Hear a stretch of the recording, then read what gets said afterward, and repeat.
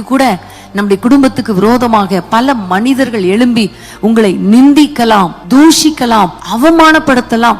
சில பாதைகள் வெளியாக கர்த்தர் தான் அனுமதித்திருப்பார். உதாரணமாக ஒரு குழந்தை இல்லைன்னு வைங்களேன். அந்த குழந்தை இல்லை அப்படிங்கிறதுக்காக குடும்பத்தினரும் சரி, பக்கத்து வீட்டாரும் சரி, எல்லா மனிதர்களும் அந்த ஒரு பெண்ணை அல்லது அந்த சகோதரனுடைய குடும்பத்தை எவ்வளவாய் தூஷித்து நிந்திக்கிறாங்க, எவ்வளவு வேதனைப்படுத்துறாங்க. அன்னாளுடைய கற்பத்தை ஆண்டவர் தான் அடைத்து வைத்திருந்தார். ஆண்டவர் தான் அந்த சூழ்நிலையை உருவாக்கி கொடுத்தார். ஆனா அதை அறியாத பெண்ணினாள் அவ்வளவு கேவலமாக பேசினாள். இன்றைக்கும் உங்க வாழ்க்கையில இப்படிப்பட்ட நிந்தனைகள், அவமானங்கள் காணப்படுகிறதா? கர்த்தருடைய ஆசீர்வாதத்தை கூட அவங்களால அங்கீகரிக்க முடியாமல் நம்மை தூஷிக்கிற ஒரு காரியம் நீங்க அனுபவித்திருப்பீங்க, அனுபவித்து கொண்டிருப்பீங்க. நீங்க ஆண்டவரை நோக்கி இப்ப பார்க்க போறோம். ஆண்டவரை எத்தனையாய் மனிதர்கள் நிந்தித்தாலும் எங்களை கண்டிப்பா ஆசீர்வதிப்பீங்க.